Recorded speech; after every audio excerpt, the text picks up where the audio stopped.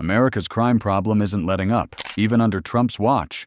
Just look at what went down with big balls. Rough times. More and more folks are waking up every year, realizing they need real tools to keep themselves and their families safe. But not everyone can, or even wants to, own a firearm. That doesn't mean you're stuck with nothing but crossed fingers and wishful thinking. So what do you do if you still want the presence and authority of a gun without stepping into the realm of traditional firearms? In this video, we're covering 10 non-lethal guns you can legally own in 2025 with no license required. We're going to cover everything from pepper spray pistols that mimic the ergonomics of a real sidearm, to CO2-powered rifles that look like AR-15s but shoot irritant rounds, to serious law enforcement-style launchers you can actually buy online. Before we get into it, just a quick disclaimer. Non-lethal is a bad label. These aren't harmless gadgets.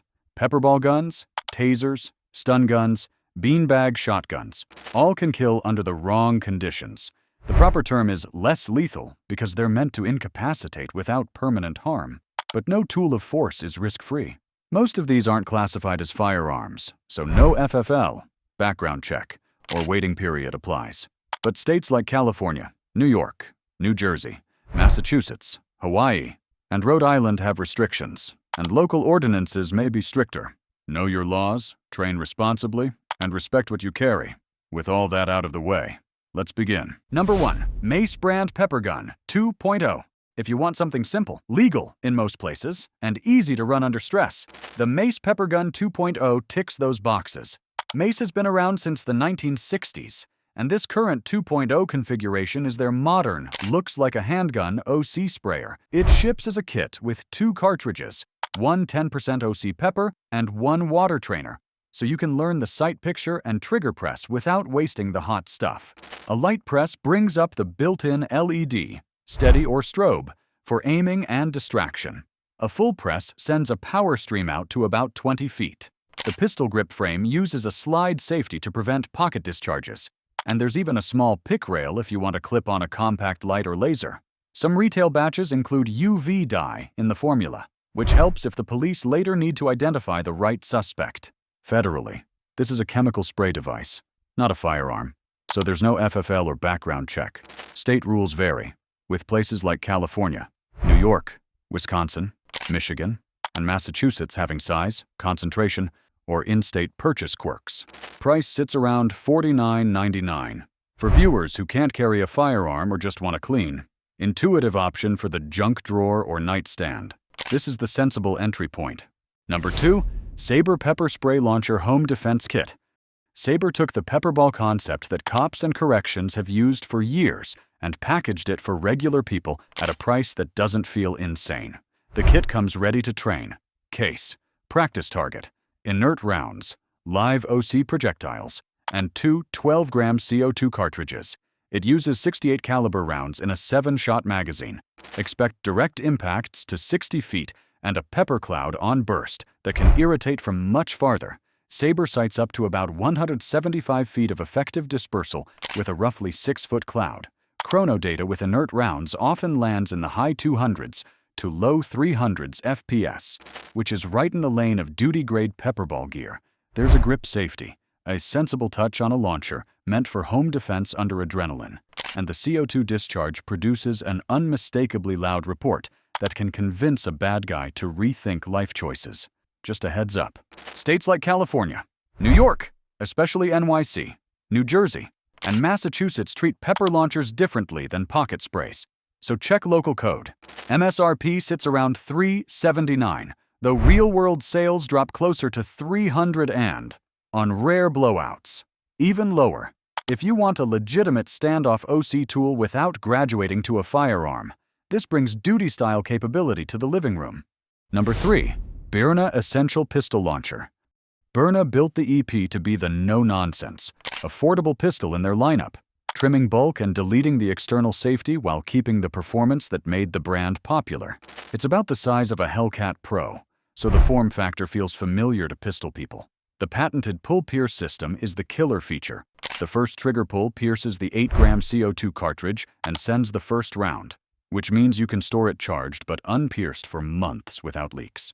The EP runs 68 caliber projectiles, OC, OC plus CS. Max. Training. Kinetic. Eco-kinetic, out of a 5-round mag at roughly 265 FPS on average, with best case velocity near 300. A single CO2 cartridge yields about 25 shots, and effective range for OC clouding is around 60 feet. Build quality is solid. Glass-filled nylon receiver, aluminum and stainless internals, rubber overmolded grip, and a 3-slot rail for a light or laser. Berna markets it nationwide as a non-firearm. Legal gray zones mirror other PepperBall platforms in states like CA, NY, NJ, and a few others.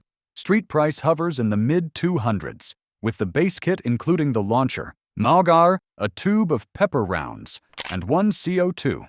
If you want compact OC capability with real ergonomics and low upkeep, this is the practical pick. Number 4. PepperBall Tactical Compact Pistol. PepperBall's TCP is what many folks picture when they think serious, handheld PepperBall pistol. The company's been feeding police and corrections since the 1990s, and this compact model brings that lineage to the bedside safe. It uses 68 caliber projectiles in 6-round magazines with 8-gram CO2. The 5-inch barrel and internal detents give it surprising accuracy for a launcher, which helps when you're trying to place shots at distance rather than fog your own hallway. Effective reach is quoted out past 100 feet, with impact burst projectiles creating painful hits and a lingering irritant cloud. The TCP eats PepperBall's live OC rounds, inert training balls, solid kinetic projectiles, and even glass breaker payloads, so you can tailor a loadout for your purpose. Operation is semi-auto. The form factor rides like a compact pistol, and maintenance is about as straightforward as paintball gear gets. Federally, the TCP is not a firearm, but the usual suspects, California, NYC, New Jersey, Massachusetts, have more complicated rules for launchers than for small spray cans, and Illinois may rope it into FOID requirements. MSRP is about $3.99, with bundles floating between $350 and $400, depending on extra mags and ammo. If you want the closest civilian analog to professional PepperBall, this is the polished path. Number 5. Taser Pulse 2. When you need a clear path to immediate incapacitation without going lethal, the Pulse 2 is the civilian taser that actually shuts muscles off rather than hoping pain and pepper do the job. Axon ditched the old app gimmicks from the Pulse Plus and focused on durability, ergonomics, and firing consistency. The unit weighs about 8 ounces, lighter than many phones, and rides comfortably in a belt holster or small quick-access safe. A full trigger press sends a cartridge with 2 wired probes to 15 feet and triggers neuromuscular incapacitation for roughly 30 seconds. That's a lifetime in a fight and long enough for you to retreat. Lock a door or call 911. There's a built-in laser and light, ambi safeties, a bright front sight, and a battery pack that runs about a year of normal readiness checks. If things really go sideways, the Safe Escape Guarantee covers you. Deploy it in self-defense and leave it. And Axon replaces the unit. Legally, it's a conducted energy weapon, not a firearm. But states differ. Illinois ties it to FOID. Massachusetts treats it like a firearm license-wise. Wisconsin wants a carry permit. Michigan requires a permit. Places like Rhode Island and Hawaii have been hostile. In most gun-friendly states, it's straightforward. MSRP sits around $3.99 with spare cartridge packs sold separately. Pricey, yes, but this is the benchmark for civilian ECDs. Number 6. Vipertek VTS 989 Stun Gun.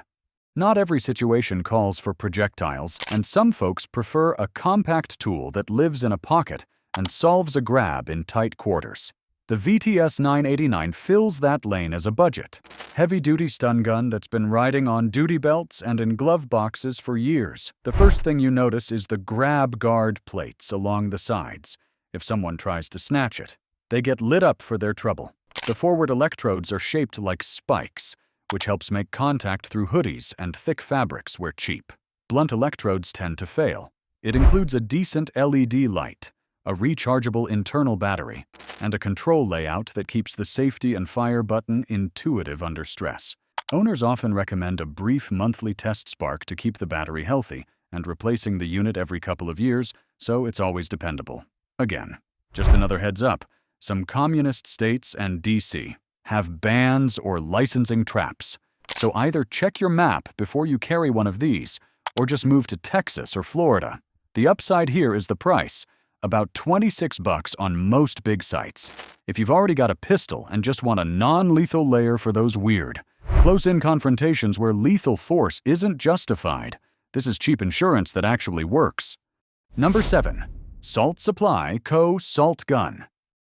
Salt Supply helped kick the civilian PepperBall movement into the mainstream in the mid-2010s by selling a launcher as a home defense tool rather than a paintball toy. The Salt Gun is roughly Desert Eagle-sized but lighter, points naturally, and uses a Pierce-on-first pull CO2 system so you can store it ready without bleeding gas over time. A quick press of the trigger punctures the 12-gram cartridge and sends the first 68 caliber projectile downrange. Follow-ups cycle normally. The standard magazine holds 7. Direct hit range is commonly quoted at 150 to 200 feet, and the irritant cloud on burst blooms several feet wide and hangs for minutes. It can end a confrontation, or at least buy you time to leave. There are witness holes in the grip so you can confirm what's loaded, and a Picatinny rail lets you put a light or laser where your thumb can work it. Federally, it's still just a launcher. As with the other PepperBall platforms, expect tighter rules in places like California, NYC, New Jersey, Massachusetts, Hawaii, Rhode Island, and the occasional local ordinance. Elsewhere, it's typically mail-order legal for home defense. Price usually lands between $300 and $350 if you want one of the original pepper pistols that made this space viable. The Salt Gun still earns a look. Number 8. Byrna Mission 4. Here's the rifle format option for people who want AR-style ergonomics with less lethal payloads. The Mission 4 uses an 88-gram CO2 cylinder, delivers about 50 to 60 shots per fill, and sends 68 caliber kinetic or chemical projectiles around 325 FPS with energy advertised up to 22 joules. With a 19-round magazine and a second one in the box, you can keep a steady string of fire that overwhelms a threat or supports a family barricade plan. The furniture, controls, and sighting options mirror what rifle shooters already know, and the visual profile alone tends to change behavior before shots are fired. Some packages mention a select fire option. Verify the specific SKU you're buying and set it up responsibly. Effective range is out to roughly 50 meters for useful hits and clouding effects. Berna loads the box with 95 projectiles so you can train and still have a ready loadout. The tough part is price. MSRP is about $699, which puts you in entry-level AR-15 territory for real 5.56 guns. That's a fair point, and it's why I tell friends to weigh mission against budget. If a firearm isn't in the cards because of local rules or household needs, the Mission 4 is a serious platform with proven CO2 reliability and real standoff control. Number 9. Umarex T4E HDX 68. If you prefer a shotgun manual of arms, Umarex built the HDX 68 to scratch that itch. The earlier 16-joule version used dual 12-gram CO2 cartridges.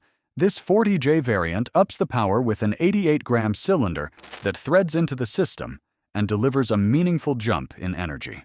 You lose Umarex's quick pierce convenience here, but you gain a thumping payload that puts this gun in rare company for less lethal impact. Everything else is pure pump gun rhythm, pistol grip stock, crossbolt safety behind the trigger guard, and the kind of fore-end clack-clack that has stopped fights for decades. Capacity is stout at up to 16 rounds, and the way you load is clever. There's a side port with a guide adapter that tucks into the grip when you're not using it. It looks and handles like a shotgun, which matters when you're running rooms and corners in your own home. Typical street prices range from $350 to $400. For folks who want the familiarity of a pump with the legal simplicity of CO2 power and pepper-cheat kinetic payloads, the HDX delivers legitimate punch. It's also a great training tool for households that eventually plan to step up to a 12-gauge, but want to ingrain basic movement and handling now. Number 10. Genesis Arms GN12 LL. The GN12 LL is cream of the crop, a purpose-built, semi-auto 12-gauge less lethal shotgun that borrows the ergonomics and modularity of the AR platform. It debuted at SHOT 2024 and immediately grabbed attention because it actually cycles dedicated beanbag loads while keeping recoil and reliability in check. Magazine options include 5, 10, and a new 15-round drum. And the company's proprietary delayed blowback system is tuned for the lower impulse of less lethal rounds, so you aren't stuck with a manual action. The barrel is a compact 10.5-inch smoothbore that makes hallway work manageable, and the receiver is machined from 6061 aluminum to keep weight sensible without feeling flimsy. Controls mirror AR-10 expectations, and compatibility with DPMS Gen 1 308 lowers opens up stock, grip, and trigger choices, which is a huge win for fitment and training.